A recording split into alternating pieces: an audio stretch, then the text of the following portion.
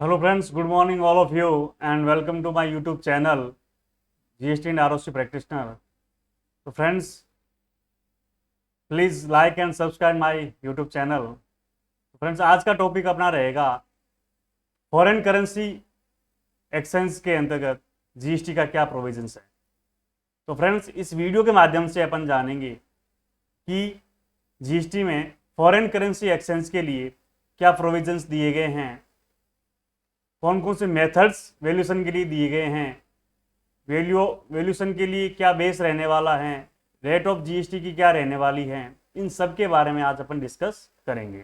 तो फ्रेंड्स ये पूरा टॉपिक अपन एक जो मैं रिटर्न आर्टिकल उसके माध्यम से अपन लाइव समझने की कोशिश करते हैं with example, I think will be better. तो फ्रेंड्स इसके लिए मैं आपसे मेरी स्क्रीन शेयर कर रहा हूँ। Let me 1 minute friends।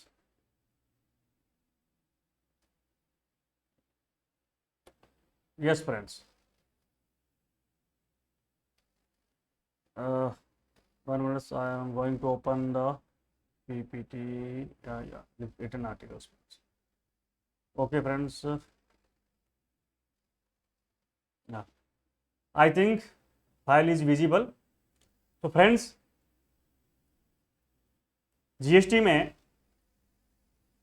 Foreign currency exchange के लिए जो दो मेथड्स बताए गए हैं उसमें से एक मेथड्स है वो कैलकुलेशन बेस्ड मेथड है और सेकंड मेथड है जो स्लैब बेस्ड मेथड है। तो फ्रेंड्स कैलकुलेशन बेस्ड मेथड जो रूल 32 सब रूल 2 क्लोज ए के अंतर्गत दिया गया है उसके अंदर सबसे पहला केस जो अपन लेते हैं इसको फर्दर डिवाइडेड किया गया है। केस फर्स्ट के अंदर यह है कि जो करेंसी एक्सचेंज की जा रही है उसमें से एक currency, one of the currency should be Indian currency, and second कि इसमें आरबीआई की रेफरेंस रेट भी हमें दी गई हो, यानी एक करेंसी इंडियन रुपीज में हो और आरबीआई की रेफरेंस रेट अवेलेबल हो तो वैल्यूएशन निकलेगा अपना difference between the two currencies, यानी बाइंग और सेलिंग प्राइस का डिफरेंस किससे लेना है, आरबीआई रेफरेंस रेट से।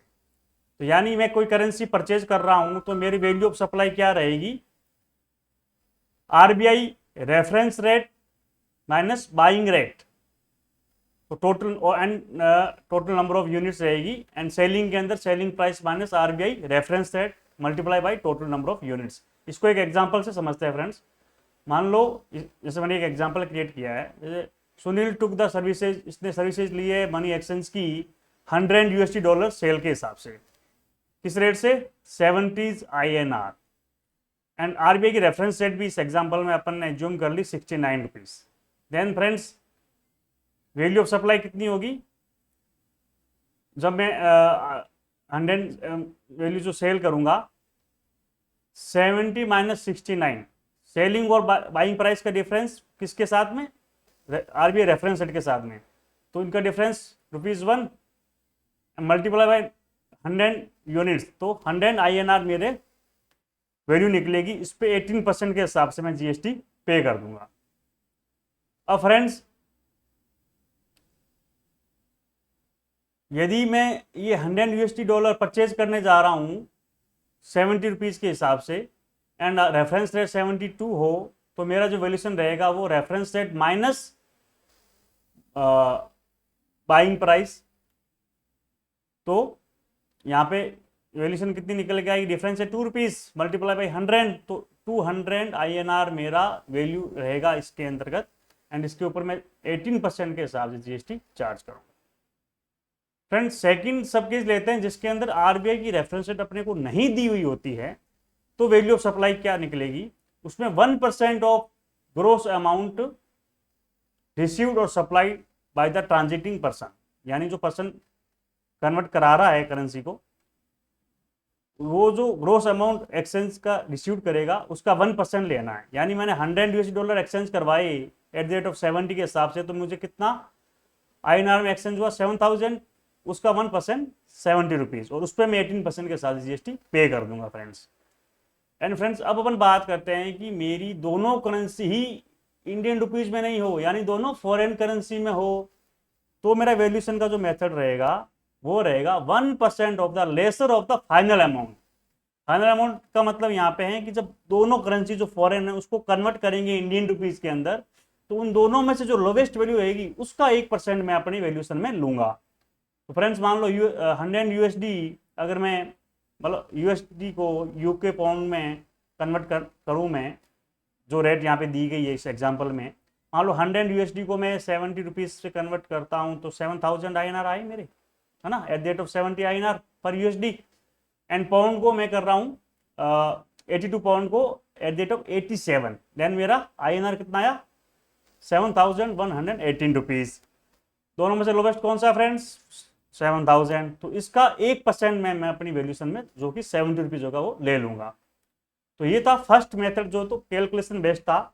अब फ्रेंड्स अपन बात करते हैं स्लैब बेस्ड मेथड के अंतर्गत, जो रूल 32 सब रूल 2 क्लोज बी के अंतर्गत दिया गया है। इसके अंदर फ्रेंड्स जो पहला क्राइटेरिया दिया गया है कि अप टू 1 लाख यानी gross amount of currency exchange up to 1 lakh rupees हो तब वैल्यू ऑफ सप्लाई ए और बी के कॉम्बिनेशन से निकलेगी। ए के अंतर्गत लेना 1% of the gross amount of exchange और बी कंपोनेंट में लेना ₹250 एंड वैल्यू ऑफ सप्लाई में क्या रहेगा रिजल्ट के अंदर हायर ऑफ ए और बी, जो दोनों में से ज्यादा हो। मान लो अपना एक्सचेंज अमाउंट 90,000 रुपीज है, 1% 90 रुपए हो गए, और लेकिन अपने को मिनिमम कितना 250 तो लेना ही लेना है, तो मेरे वैल्यू ऑफ सप्लाई इस केस में कितना होगा 250 ही रहेगा, हायर वैल्यू लेनी है। सेकंड स्लिप दिया हुआ है एन अमाउंट यानी जो एक्सचेंज अमाउंट है वो 1 लाख से ज्यादा हो but up to 10 lakh rupees, then मेरे को जो परसेंटेज की वो थोड़ा रिड्यूस होके 0.50% हो जाएगा फ्रेंड्स यहाँ पे, है ना।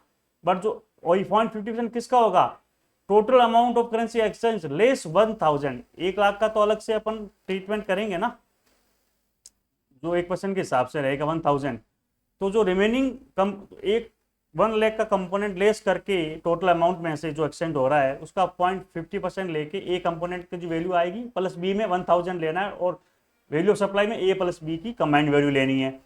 अब फ्रेंड्स जो थर्ड क्राइटेरिया दिया गया है वो है अमाउंट एक्सीडिंग 10 लाख रुपीज।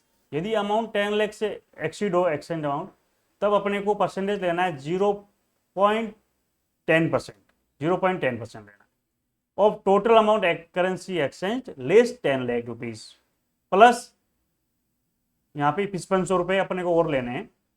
ए का component 0.10% plus 5500 and B component में 60,000 लेना है एंड रिजल्टिंग अमाउंट रहेगा which average lower. For example A की वैल्यू यहाँ पे 55,000 आई फॉर एग्जाम्पल, और कंपेरिजन बी में कंपोनेंट 60,000 है तो यहाँ पे 55,000 ही वैल्यू ऑफ सप्लाई में अपने को लेना है। तो फ्रेंड्स ये था complete discussion regarding exchange of foreign currency. And friends thanks for watching and I again request you to please subscribe and share my channel. जय हिंद जय भारत।